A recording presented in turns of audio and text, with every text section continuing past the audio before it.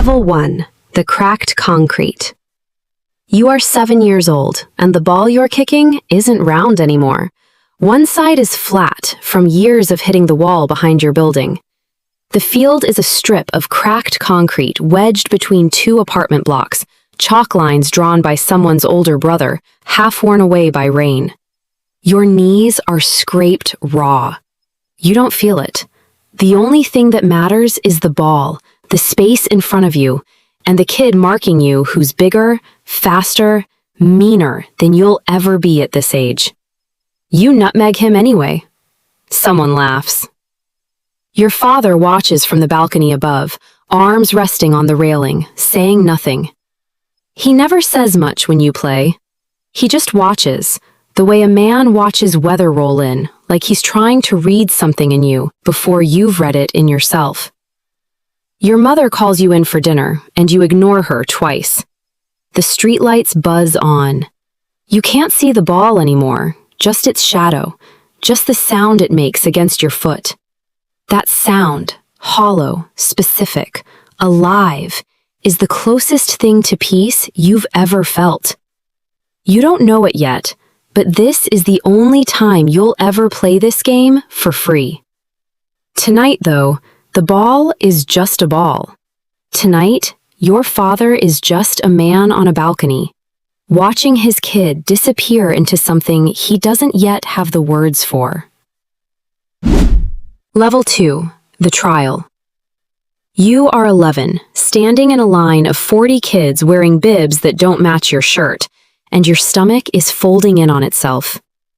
Your father drove 2 hours to get you here.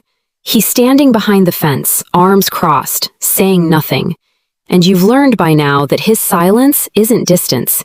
It's the only language he has for how much this matters to him. A man with a clipboard watches you for 6 minutes. You don't know yet that decisions like this, decisions that reroute a childhood, get made faster than a meal microwaves. Your first touch is heavy, rolls a foot too far. Your chest tightens. You look at your father. He doesn't move. You have to fix it yourself. Second touch, clean.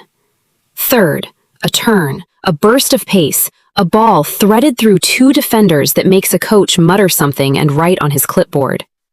You never learn what he wrote. You only know it changes everything.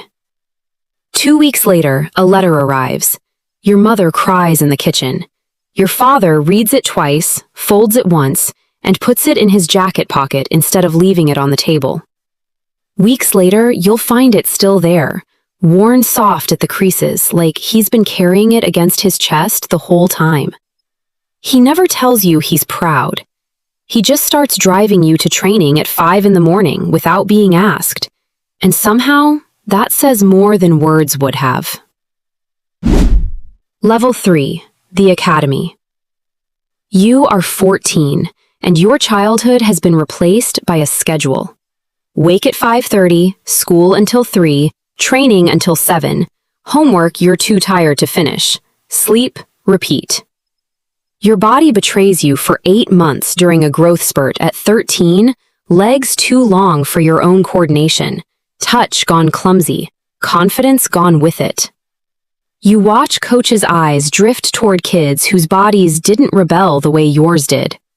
You learn the words release date before you're 15. You watch 2 of your closest friends called into an office and come out with their eyes red, boots in a bag, ID cards deactivated. Nobody explains it to them. They're just gone. Your father starts staying later after training, not saying much, just standing near the fence like he did when you were 11, like his presence alone might hold the roof up over your head. One night, you ask him if he's scared you'll get cut too. He's quiet for a long time. Then he says he's more scared of who you'll become if this is taken from you than of the sport itself. You don't understand that sentence yet.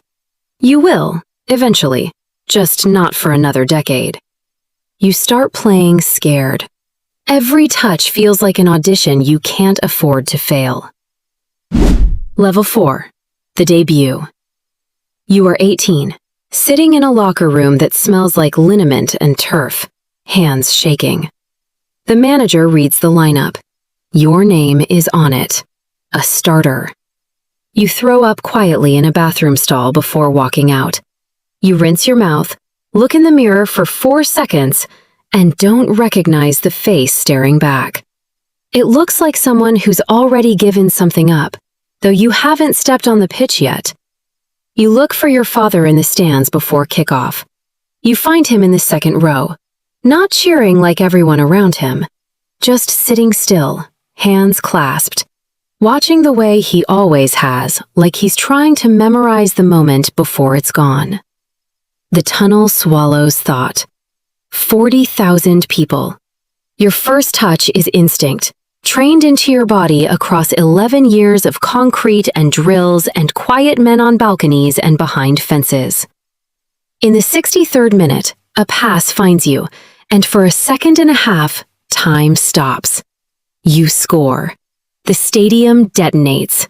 Buried under a pile of teammates, you finally cry not from joy exactly, but from 11 years of pressure finally finding somewhere to go. Afterward, outside the stadium, your father hugs you for the first time in years that isn't brief. He doesn't say congratulations. He just holds on a beat longer than usual. And that beat tells you everything the last 11 years never did out loud. Level 5. The name everyone knows. You are 22 when the call comes, and your name is on the national team list, the jersey you used to trace with your finger on a poster above your childhood bed. But this level isn't about the games. It's about what happens the moment your name stops belonging only to you. Your phone, once quiet, never stops now. Strangers know things about you that you never told anyone. A missed chance in a friendly match becomes a trending topic by midnight. You read a comment calling you a disgrace, written by someone whose profile picture is a cartoon, and it sits in your chest heavier than any tackle you've ever taken on a pitch. You learn to separate the version of you that exists in millions of phones from the version standing in your own kitchen at 2 a.m., unable to sleep, replaying a 90th minute mistake that nobody watching actually remembers by morning. You start hiding your phone in a drawer before games. It doesn't help. You know it's still in there, still filling up. Your father calls you once a week now, always on Sundays, always the same question. Are you eating properly? Are you sleeping? Never a question about performance. You realize slowly that he's the only voice left in your life that isn't rating you. You start to understand that fame didn't remove the pressure of childhood. It just multiplied the number of people watching you carry it. Level 6. The final. You are 26, standing in a tunnel that smells like sweat and static electricity. Outside, a stadium built for 90,000 somehow holds more. This is the World Cup final. Every level of your life quietly building toward this one hallway. It goes to penalties. You are the 5th kicker. 12 yards, the same distance it's always been, feels like a canyon tonight. You place the ball down. Your hands shake the way they did at 18, outside that bathroom stall. The goalkeeper stares like he already knows where you're going to put it. You don't know either. Not until your foot connects. The ball goes in. An entire nation erupts on the other side of an ocean. A roar you'll never actually hear, because you're buried under grown men and women crying like children. You find your father in the stands afterward, the same second row he's occupied since you were 18. He's not shouting like everyone else around him. He's crying, quietly, the way he's done everything his whole life without needing an audience for it. This is the summit. Every scraped knee on cracked concrete led here. You think nothing will ever feel this complete again. You're right. Nothing ever does. Level 7. The quiet after. You are 38, retired 6 years. The trophies sit in a cabinet in a house too big and too quiet. Your knees ache when it rains. Broadcasters still say your name, usually followed by legendary. But legendary doesn't call you back. It doesn't fill a Tuesday afternoon. Your father is older now, slower, and the Sunday calls have become the structure your whole week bends around.